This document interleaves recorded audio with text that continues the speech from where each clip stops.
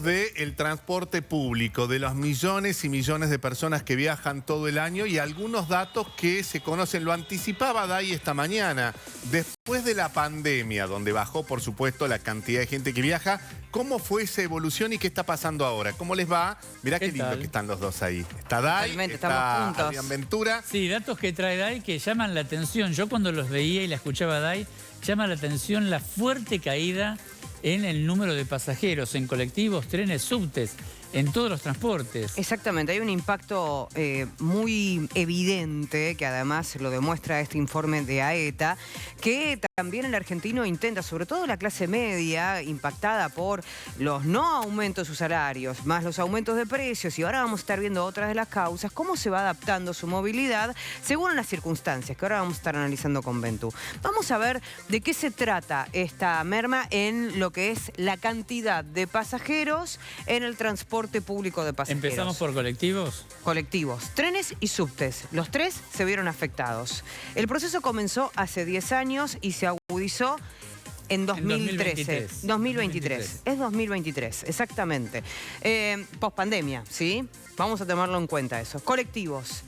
De casi más de 10 millones y medio pasamos a 9 millones en días hábiles. Esto es lo que llama la atención. La caída es enorme. Estamos hablando en días hábiles de 1.400.000 pasajeros menos en colectivos. Es muchísimo. En toda la zona, ¿no? AMBA, 22%, 8% el domingo, pero es una caída enorme. Enorme, Gente enorme. que deja de viajar. Enorme. Y esto también no escapa a otros medios de transporte. Seguimos con los colectivos. En la ciudad de Buenos Aires, 33% de pasajeros menos comparados con 2015. En la provincia de Buenos Aires, 28% menos. A nivel nacional, 23% es la caída. Sí, me llama también la atención a nivel nacional porque vos decís en algunas regiones, por ejemplo en provincia de Buenos Aires, decís, bueno, se configuran distintos los centros urbanos, la gente pierde trabajo. Pero a nivel nacional es muy fuerte la caída. Exactamente, o sea, no distingue las zonas, por más densa que esté, como por ejemplo el AMBA, que es donde se concentra la mayor cantidad de líneas de colectivos y medios de transporte. Avanzamos. ¿Qué pasa con los subtes? Los subterráneos. Los subtes que, digamos, a nivel de tránsito nunca volvieron a recuperar la gran cantidad de pasajeros que tenían antes de la pandemia. A partir de 2020... tiene una pérdida constante, ¿sí? En los primeros 10 meses de este año, 34 millones. En 2023, en este punto de inflexión, 45. Como para que se den una idea la diferencia de los números. Son 11 millones menos de pasajeros en los subtes, en todas las líneas. Claro, también es uno de los que más ajustó. Exactamente, es uno de los que más ajustó. Es menos gente que trabaja. Exactamente, y además... O gente que hace teletrabajo. Exactamente, y además fue uno de los que más subió en cuanto a la cantidad de... Estuvo más despareja la suba en cuanto a los colectivos con respecto a los subterráneos. ¿Es más barato el subte que el colectivo?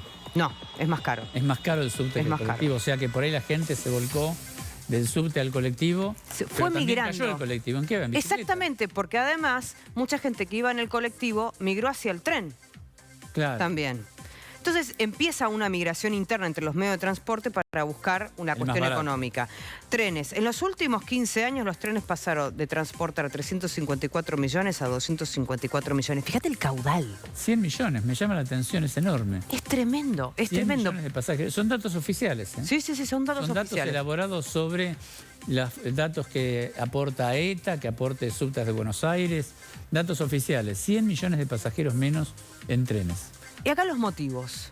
Aumento de tarifas, trabajo remoto, alternativas más baratas, que recién estábamos hablando de la migración entre... Pero no te queda mucho, el tren o la bicicleta más barata. Y pérdida de empleo. Por eso también hay un aumento de la bicicleta que llegó en la época de pandemia y se consolidó en los años siguientes, sobre todo teniendo en cuenta que la ciudad de Buenos Aires es bastante amable en cuanto a la movilidad en este tipo de vehículos.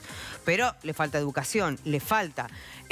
porque además también otros medios de transporte abrieron la posibilidad de ir no sé, en el subterráneo, obviamente con las bicis. También aumentó la tecnología en cuanto a las bicis, entonces las podés plegar y las transportas en otros medios de transporte. Hay ciertas facilidades que facilitan la bicicleta en otros medios. Con respecto al trabajo remoto, quería comentar algo, porque las empresas se dan cuenta que mucho el trabajo remoto en muchas actividades no funciona bien. Es decir, la gente trabaja menos. En el sector público y también en el sector privado. Y están queriendo volver al trabajo presencial los 5 días. Pero no es tan fácil. Cuando la gente empezó a trabajar remoto, le tomó el gustito. Claro. Y no es tan fácil llevarlos de nuevo al trabajo presencial los 5 días. Claro. Esto se dieron cuenta en Estados Unidos y también acá. Las empresas quieren volver al trabajo presencial porque no es tan fácil organizar equipos en forma remota. Pero mientras tanto, claro, son menos pasajeros. Exactamente, y alternativas más baratas. También la diferencia, ¿no?, tarifaria en todo el país. Con el AMBA a escala nacional, con otras provincias, incluso no muy lejos. Mar del Plata paga muchísimo más que los pasajeros del AMBA. Sí, el resto de las provincias, en las provincias también. Bueno, gracias, Day, excelentes los números. Por favor.